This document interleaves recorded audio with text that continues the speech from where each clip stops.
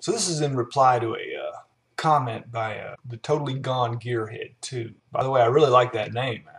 First, your presumption is wrong. I was a Bible-believing, evangelical Christian for 40 years of my life. Very committed, even a member of music ministries, to the point of being director of and leading worship service. I have not read the entire Bible. Numbers and various portions of the prophets I never got through. However, I have read the entire New Testament, front to back, multiple times, and most of the Old Testament. I've read Proverbs through countless times and studied in depth throughout the years that I was a Christian. I was very spiritually minded, a leader in various Christian congregations, and a good and faithful servant, as the description might be used. Now to your premise, which I take, is that the Christian Bible is a book above all others, and that the claims within it prove that that particular God, which it references, to be the one and only quote-unquote true God. Now I mean no offense. If this is how you see it, then that's how you see it. I've come to see it differently.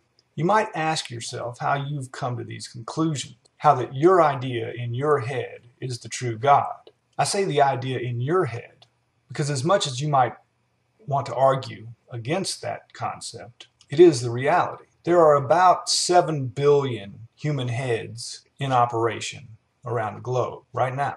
They contain lots of beliefs that range amazingly and increasingly from one end of the spectrum of thought to the other. But each is an individual, a small few pounds of organic material with chemical and electrical connections forming thoughts, each separate and self-contained. So I question, how have you come to the conclusion that your idea in your head is the true God? Is it the experiences that you've had? Again, that is an entirely unique type of data.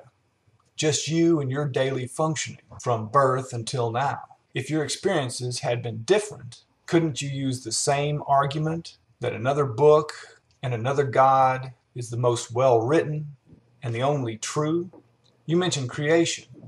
You might do some research and note that there are creation stories in all major and minor religions. You mentioned sacrifice of a son. This idea is very common in the centuries before and after the writings of the Bible. You should remember the story of Abraham about killing his firstborn son.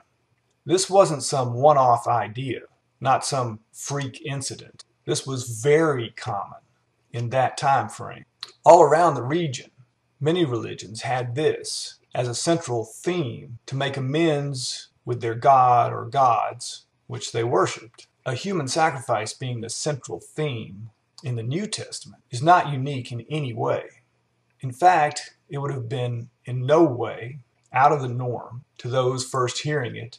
You mention your God idea as having, quote, asking you to believe in them, unquote. This clause of sorts that is the central theme in Christian churches in 2012 isn't necessarily very accurate. Most of the Bible doesn't ask you to do anything. On the contrary, it mandates actions. It expects compliance and provides stern, if not violent, recrimination if you choose not to. There are over 700,000 words in the Christian Bible. Depending upon which you focus on, you can have many different concepts.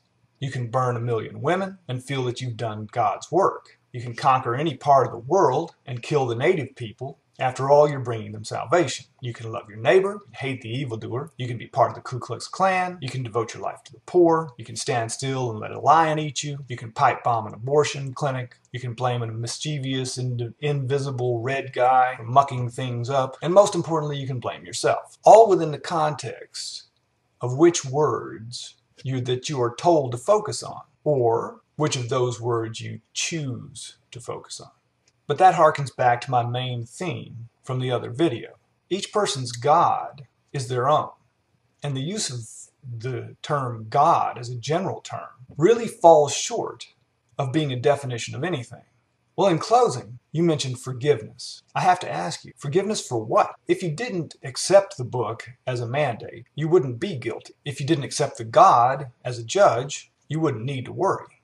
If you allowed your mind to reconsider these things, these ideas, like the central theme, that a loving God, who's all-knowing and all-powerful, created creatures that could feel pain, knowing that he would burn most of them forever.